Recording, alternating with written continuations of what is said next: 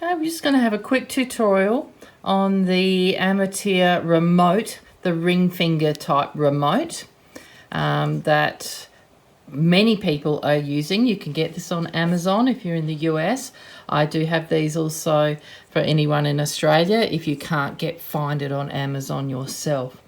Now it just sits on your finger like this. And at the moment, I've actually got it plugged in charging. So you must have the base unit charging. And I've actually got it plugged in on the top of my tablet. Just whilst it's on, I know it's handy. On the side of this, you have an on-off switch. So when you're not using it, I turn it off to preserve that one. And when I want to use it, I need to turn it on. And where that hole is actually where a little USB will sit in there when you first get it. So it goes into that hole. So you need to remove that when you first get it and plug it into a USB port either on your tablet or on the docking station where there are some spare USB ports behind as well.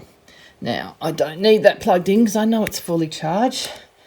So I'll just get that out of the way for the minute. All right, so we're back to here, and I just hold it on my finger like this. And I'm not sure if you've realised, but on your line pattern screen, we have two buttons that have that wireless icon on it. And when we want to use this for a line pattern, we don't have to touch the screen for either the OK button or to change which pattern that we're using as well.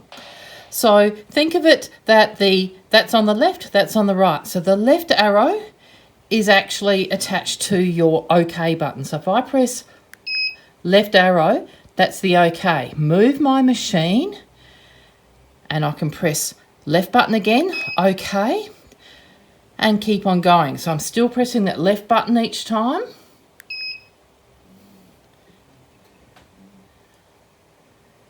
Left. But now if I want to change to a different pattern, I can touch the right arrow on here, okay, and it's going to change the pattern. So you can see what the pattern is currently. Press the right arrow and it changes to another one. It was actually the same one but a different height.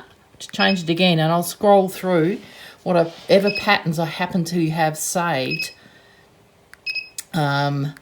in this process, and then you can press the left button again as the OK.